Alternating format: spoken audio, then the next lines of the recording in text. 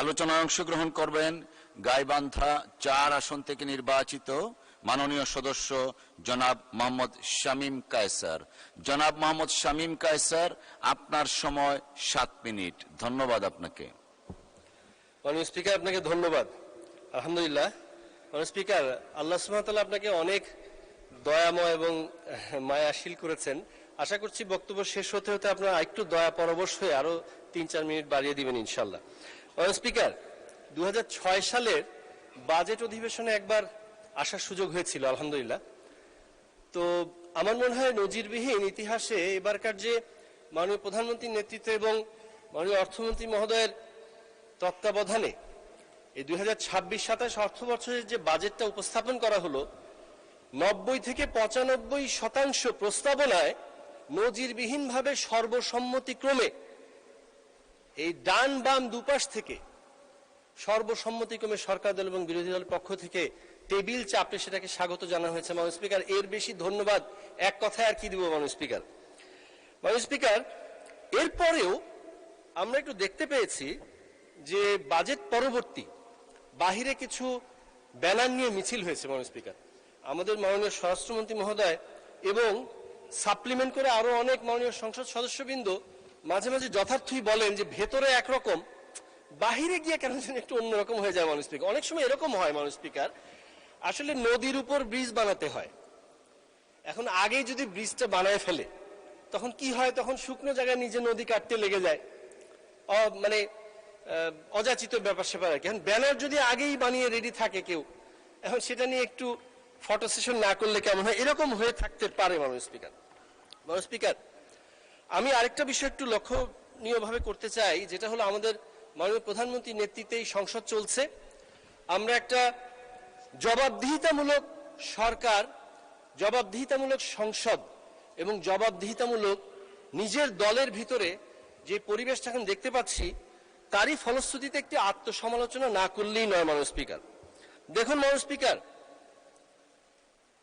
নীল নদের পানি যেরকম নীল না, তেমনি ভাবে দাড়ি টুপি থাকলেই যে নারী স্বাধীনতা এবং হিজাব নিকাবের প্রতি সম্মান থাকবে, বিষয়টা আসলে এরকম না মাননীয় স্পিকার।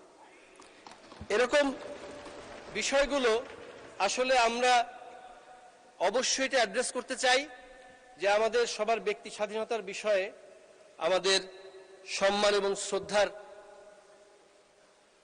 ব্যাপারে অত্যন্ত সোচ্চার হওয়া উচিত মাননীয় স্পিকার। এটা আমরা দুঃখের সাথেই বলছি। মাননীয় স্পিকার, ফ্যাক্ট এবং ন্যারেটিভের ব্যাপারে কথা বলেছিলাম, অল্প সময় ছিল, বুঝিয়ে বলতে পারি। আজকে দেখলাম প্রাসঙ্গিক বিষয়টা উঠে আসলো।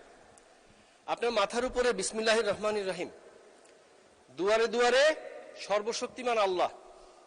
আমরা এমনও দেখেছি, আমরা ইসলামের পতাকা হাতে নিয়ে দেখা গেছে হিকমা অবলম্বন করতে গিয়ে বৈশ্বিক পরিস্থিতিতে রাজনৈতিক অবস্থা বিবেচনায় অনেক সময় ইসলামের পতাকা হাতে নিয়েও শরিয়া আইনের ব্যাপারে প্রশ্ন আসলে অনেক সময় এড়িয়ে যেতে দেখেছি মাননীয় স্পিকার। কিন্তু ফ্যাক্ট হলো, জিয়াউর রহমান সাহেব, শহীদ রাষ্ট্রপতি জিয়াউর রহমান লিখে দিলেন সংবিধানে বিসমিল্লাহ। তার সুযোগ্য উত্তরসূরি জনাব তারেক রহমান সাহেব আপনার মাথার উপর রেখেছেন বিসমিল্লাহ। দুয়ারে দুয়ারে লেখা সর্বশক্তিমান আল্লাহ। এটা হলো ফ্যাক্ট। এই বৈশ্বিক পরিস্থিতিতে, এই অবস্থায়ও হিকমা অবলম্বন করার প্রয়োজন পড়ে নাই মাননীয় স্পিকার। এটাই ফ্যাক্ট। মাথার উপর বিসমিল্লাহ, দুয়ারে দুয়ারে সর্বশক্তিমান আল্লাহ, অথচ বাজারে মাঝে মাঝে ন্যারেটিভ চালানোর চেষ্টা হচ্ছে জান্নাতের সোল এজেন্ট নাকি একটা ওজন মাপার পাল্লা মাননীয় স্পিকার। নাউযুবিল্লাহ, নাউযুবিল্লাহ। জান্নাতের টিকিট বিলাইয়া কেমনে ধর্ষণ করলা? আস্তাগফিরুল্লাহ, আস্তাগফিরুল্লাহ। মাননীয় স্পিকার, मैं शायर तो नहीं मगर ए जशी जब से देखा। আর সামনে গেলাম না মাননীয় স্পিকার। এখানে অনেক সময় শের ও শায়েরির ব্যাপারে কথাবার্তা হয়, তো সেজন্য একটু ছিটে ফোটা টাচ করা মাননীয় স্পিকার। আত্মসমালোচনার কথা বলছিলাম, আমি শুধু এক পাশে প্রশংসা আরেক পাশে তিরস্কার এরকম করব না মাননীয় স্পিকার। প্রায় 20,000 কোটি টাকা, আমি যে ভুল না শুনে থাকি, যদি তন্দ্রাচ্ছন্ন না হয়ে থাকি, বন্ধ শিল্প কারখানা চালুর ব্যাপারে, বরাদ্দের ব্যাপারে কথা হয়েছে মাননীয় স্পিকার। তো আমি কিন্তু আমাদের মাননীয় শিল্পমন্ত্রী মহোদয় এখন উপস্থিত থাকলে ভালো হতো। মাঝে মাঝেই যখন আমার রংপুর সুগার মিলসটা পুনরায় চালুর ব্যাপারে কতটুকু কি অবস্থা হলো এটা যখন কথা বলি, আমার শ্বশুরবাড়ি এলাকার এমপি সাহেব এবং মাননীয় মন্ত্রী তিনি ডাগর ডাগর চোখে ঠান্ডা ভাবে আমার দিকে তাকিয়ে থাকেন। আরেকদিন বলেছিলাম ইতা খিতা খবরে বাবা, এই টাইপের একটা কোশ্চেন আর কি ওনার চোখে আমি দেখতে পাই।